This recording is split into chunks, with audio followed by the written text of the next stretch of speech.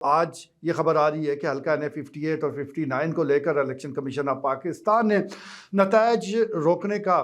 حکم دے دیا ہے، اور اس کے ساتھ ساتھ 14 فروری کو دونوں حلقوں کے آر او صاحبان کو وہ طلب کر لیا ہے ان کا موقف جاننے کے لیے، کیونکہ یہاں سے یعنی حلقہ N58 سے چودھری ایاز امیر اور حلقہ N59 سے محمد رومان نے یہ موقف اختیار کیا کہ ان کی جو گنتی ووٹوں کی گئی ہے وہ درست نہیں ہے، جو فارم 45 ہے اس کے مطابق نہیں کی گئی۔ اب ابتدائی دلائل کی روشنی میں الیکشن کمیشن آف پاکستان نے یہ حکم تو جاری کر دیا ہے، لیکن اب دیکھنا پڑے گا کہ کیا ان لوگوں کو ریلیف مل پاتا ہے، یا ان کے پاس کوئی ثبوت موجود بھی ہیں، یا محض میڈیا میں یہ دعوے کیے جا رہے ہیں، کیونکہ اب